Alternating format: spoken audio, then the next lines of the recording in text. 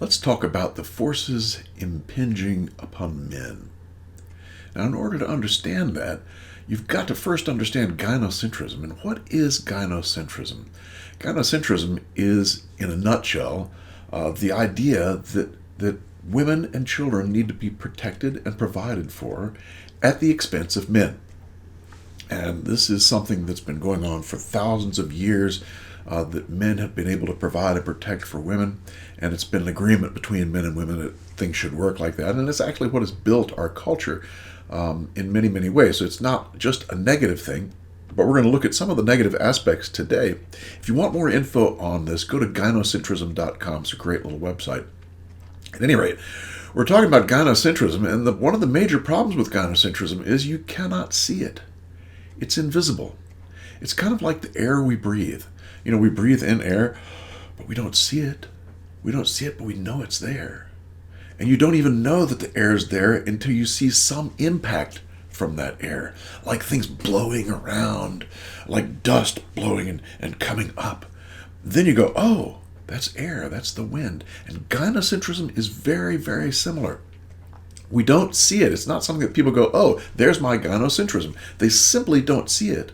But what happens is we have actions that are fueled by this gynocentrism, ideas that are fueled by the gynocentrism, that we can see when we look at the actions and the ideas. And so that's what we'll be looking at today. You know, these actions that not that you see the gynocentrism, but you see the result of it. So the first thing we can look at, and the most obvious thing, is our government. The government obviously believes that men are disposable and men should be the ones to protect and provide for women. And that's been going on for a long, long time. You can look at the draft, they only draft men, the war dead, things like that. I mean, we expect our government to tell men to take care of these ladies and children, and that's kind of expected. I mean, when we see lots of dead bodies coming back that are males, we don't like it, but very few people protest. You know, if you saw the same number of females coming back in boxes, you might have a different kind of reaction. That's gynocentrism. You see, it says men are disposable and they're supposed to be the ones that go out and sacrifice. And again, this is not something that's wrong or right. It just is the way it has been. But for our purposes, we need to see clearly the wind that's blowing, the gynocentric wind that's blowing around. And the first thing is to look at government and how they have bought this gynocentric idea and pushed it onto men and boys. Now, in the 1960s and 70s, the feminists came along and told what I think is the biggest lie of the 20th century. And that's the lie that women were oppressed. Right.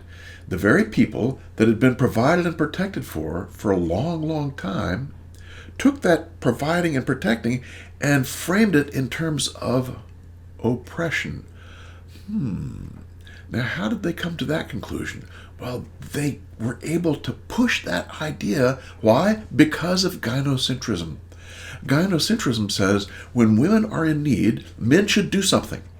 And so we have these women who are saying they're in need. They need this, they need that, etc., etc. So men jump to help with that.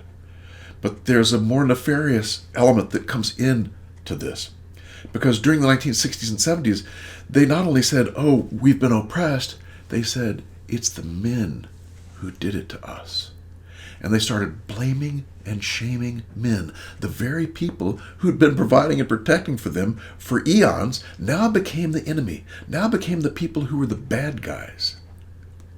It's what I call gynocentrism 2.0, because no longer do you have a situation where men are respected for the sacrifice that they've made. Now they're still expected to make the sacrifice, but they're also disdained as being less than, almost less than human by the feminists. So then over the years, this whole gynocentric chorus of men are not good, there's something wrong with men, and of course men are good, but this chorus came about and swelled up into this idea that there's something wrong with men. Men are toxic.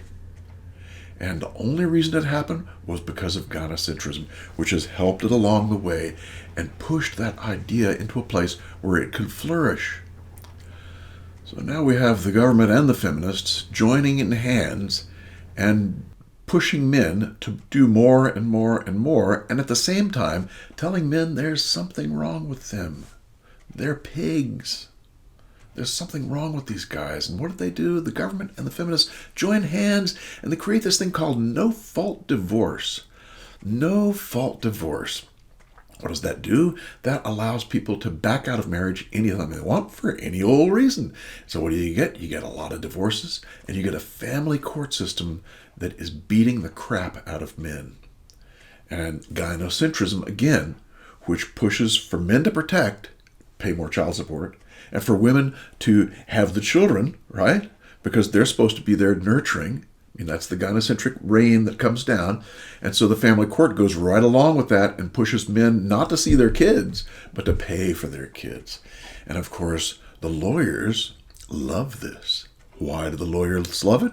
Because more divorce means more billable hours. So the lawyers are another force impinging on men. Geez, I mean, if you look at the efforts, the modern day efforts to try and create shared parenting, where both men and women, mother and father, have equal time with their kids, who are the two groups that fight that? Well, I can tell you very clearly. The two groups are the feminists and the lawyers. They both have a vested interest in impinging on men and keeping men in a gynocentric mold where they are the providers and protectors and not the people who are equal. Not the people who are going to be with their kids. I mean, how many men have been torn away from their children? That is absolutely heartbreaking. And it all stems from this gynocentric reign that allows this sort of thing to happen. So we've got the family courts, we got the lawyers, we got the feminists, we got the government, and what else? Holy moly, we got the corporations. You know, you don't think of corporations as being people who are on men's backs, but indeed they are. Now, why would the corporations be an impinging force on men? Well, actually, if you look at the reality, that is the corporations funded a lot of feminist stuff, but you got to scratch your head and say, well, why would they do that? Why would the corporations fund feminist stuff? And then you realize, if women divorce, what happens? Then families are broken in two. And you get two households now instead of one, which means corporations sell twice as much product. How about that? So they're going to be thinking, yeah, that's not a bad idea. You know, we can sell a lot more if families break up. Crazy stuff. So what you see is the advertising agencies, which is another force impinging on men. Oh my gosh. I mean, they're just shaming men right and left, making men look stupid. Why do these people make men look stupid? Why? It's real clear why they do that. Do you know why? Because they sell more product if they make men look stupid. You know, in the 1950s, I was a young guy then, but I watched what was happening. All of my family and my family's friends, when they'd buy something, the man would be the one to say, no, let's hold off on that. Let's wait until we can save up and then buy it. And the woman would go, oh no, let's get it now. And he'd say, no, we're not doing that. He would lay down the law and say no. And so people didn't buy a lot of stuff that they didn't really need. But along comes advertising. What do? They make the man look stupid. They make him look like he doesn't know how to buy a thing. He doesn't have a clue about how to buy something. What does that do? It artificially inflates the woman's sense that she knows best when and how and what to buy. And so she goes out and buys it, even though he says, no, I think we need to say, that's silly. So the media advertising has lowered down the ethos of men's capacity to decide what to buy, made them look like fools and idiots, so that women will be the ones who are primary in deciding what to buy. And guess what? That means more and more sales, more products, because she's not going to wait. She's much more likely to just use the credit card. So we've got ad agencies, we've got lawyers, we've got feminists, we've got the government, we got NoFault Divorce, we got the family courts. What next? Gracious, you know, the psychologists is one more thing. You know, the psychologists have gone along with this feminist idea that men are bad. And in the 90s, the psychologists came up with this thing called toxic masculinity. Toxic masculinity, which basically means there's something wrong with men.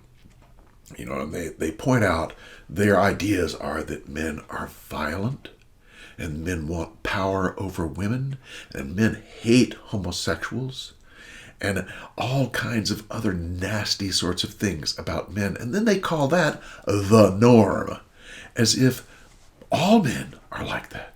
It's called toxic masculinity. And men, oh no, this toxic is something. So it just goes along with this whole gynocentric idea that there's something wrong with men. So we've got the psychologist added into this whole mix of who's impinging on men. Gracious. And then the educational system. Great googly moogly. The educational system itself was a mess, but as feminism started to take off, what happened? Men started bailing out of working in schools. And so what you got was a predominance of women in schools. Principals, teachers, workers, whatever. It got so that the boys will never see a man in school anymore. And so what happened? Well, they did the natural thing. They made the schools what they wanted. They feminized it without male input. And so what does that mean? Boys get screwed. No recess, no running around, no acting out, no being fidgety and irritable, no chewing Pop-Tarts into the shape of a gun, all kinds of crazy stuff. Why? Because it's lopsided. One side says women, and there's no men to say, no, how about the other side here? So that's a true force impinging on boys, is the educational system that has suffered because of this gynocentric imbalance that we've been going through now for 50 stinking years. So there's all sorts of forces that are battering men these days, that are impinging upon men. Forces that are almost all fueled by this gynocentric idea that rains down on top of everything else. And we really need to start looking carefully at this gynocentrism. We need to start understanding that it's a part of our own psyche, a part of the way we see the world, and we really need to shift it in order to let men be who they are and as they wish to be. And we also need to remember for sure that men are good. Oh, and don't forget to subscribe, like, and comment. And come visit the Patreon site. There's more content there. You can have a look at that good stuff. And we'll see you there.